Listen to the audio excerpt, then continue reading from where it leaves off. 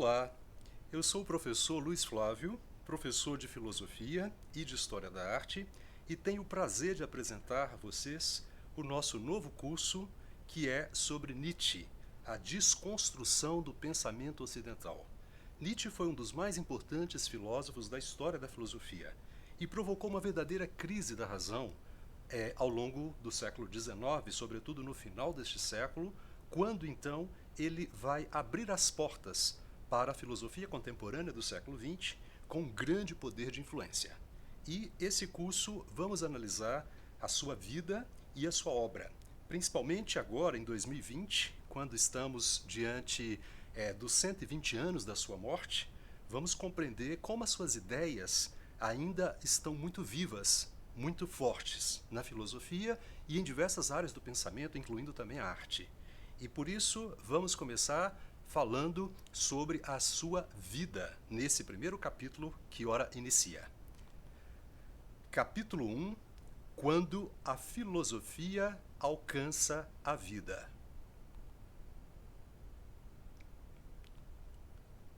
Friedrich Nietzsche nasceu em Recken, na Prússia, em 1844 e faleceu em Weimar, na já unificada Alemanha, em 1900.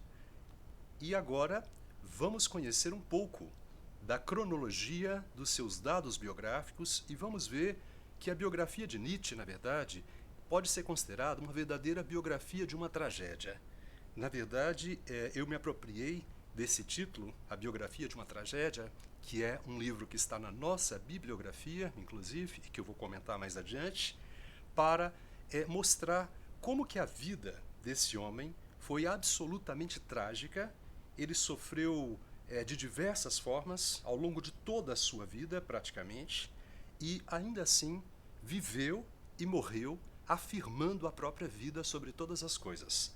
Ele dizia que a vida era algo que deveria ser vivido com a máxima intensidade. Nesse sentido, ele transforma a sua trágica e atribulada existência numa celebração da própria vida. Particularmente, isso é algo que me faz interessar profundamente pela sua filosofia e talvez de todos os filósofos seja aquele que eu mais conheça, que eu tenha mais contato, porque, na verdade, eu já fiz vários cursos sobre ele e aqui vamos então conhecer agora um pouco melhor a vida e a obra também desse grande homem. E vamos começar com essas notas biográficas e vamos ter aí que o Nietzsche nasce em 1844 na cidade de Recken, na Saxônia, na antiga Prússia, filho e neto de pastores protestantes. E isso é muito importante para entender a sua futura obra.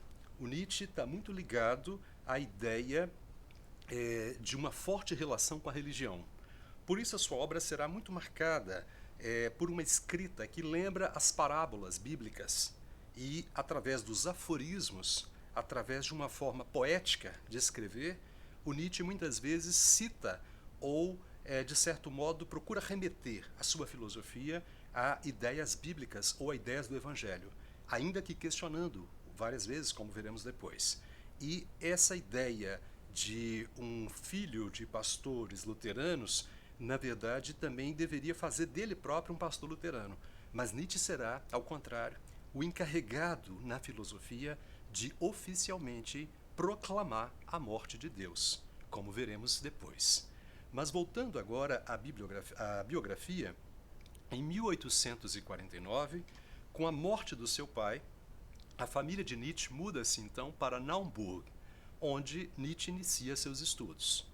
E em 1858, Nietzsche vai estudar na então famosa Escola de Forta, onde dedicou-se ao piano, à antiguidade clássica grega, e começou a ter contato com a filosofia e a afastar-se do cristianismo.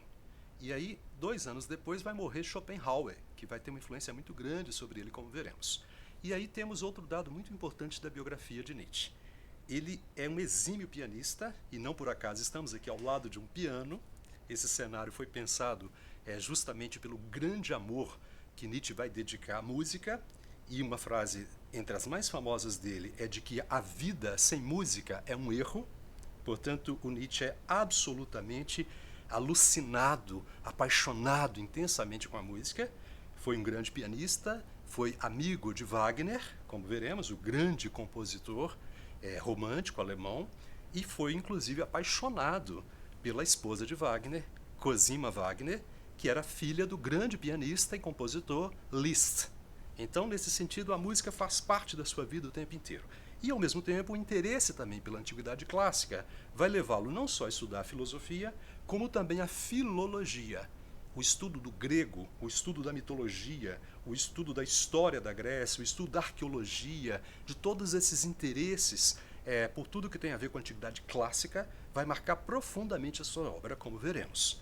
E, além disso, há o interesse que vai deixar de ser pela teologia e que vai passar lentamente para a filosofia, sobretudo após a descoberta de Schopenhauer, que morre poucos anos depois que ele começa a ter esse interesse pela filosofia, como vimos, mas que, na verdade, vai ter uma profunda influência sobre o pensamento inicial do Nietzsche. Depois Nietzsche vai romper também com Schopenhauer, mas inicialmente Schopenhauer é a grande luz, que ele próprio vai dizer que foi talvez um dos maiores prazeres da sua vida ter, por exemplo, ouvido o concerto de Wagner, Tristão e Isolda, de um lado, esse amor pela música que eu disse, e do outro lado, de ter lido O Mundo como Vontade e Representação do filósofo Schopenhauer. Portanto, temos aí já uma primeira configuração do que veremos agora na sequência. E voltando agora ao quadro cronológico, a gente vê que entre 1864 e 69, Nietzsche estuda teologia e filosofia na Universidade de Bonn, mas desiste desses estudos e passa agora a residir em Leipzig, onde dedica-se à filologia. 5 anos depois, é nomeado professor de filologia clássica na Universidade da Basileia, que lhe outorgou o título de doutor pela originalidade dos seus trabalhos acadêmicos sobre os gregos. Portanto, temos aí agora mais outras duas características importantes da biografia de Nietzsche. Primeiro, Nietzsche é um andarilho. Ele residiu em diversas cidades, tanto da Alemanha, quanto depois na Suíça, quanto depois na Itália e na França. E viajou muito e, ao mesmo tempo, também começa aí essa vida nômade, que vamos entender mais adiante e que terá grande importância também no seu pensamento. E, do outro lado, o início como uma carreira brilhante como filólogo. A filologia está interessada no estudo das línguas. E, nesse sentido, então, Nietzsche vai se interessar pelo grego, pelo latim, pelas línguas clássicas, e isso vai abrir as portas também para um dos conceitos principais da sua filosofia, que é a ideia, então, de interpretação e de genealogia. Essa ideia que veremos depois e que é um dos conceitos fundamentais, um dos pilares da sua filosofia e que está ligado a essa ideia de pensar que as línguas são vivas e que, com o passar do tempo, certas palavras, certos conceitos gerados no mundo da língua ou da filosofia, que também é produtora de conceitos, acima de tudo, vai, na verdade, passar por um processo de metamorfose. E muitas vezes determinado vocábulo ou conceito pode mudar radicalmente ao longo do tempo. Por isso, o estudo da filologia vai ajudar a Nietzsche a construir o seu pensamento, que acaba sendo, na verdade, uma desconstrução da própria história do pensamento ocidental, como veremos mais adiante.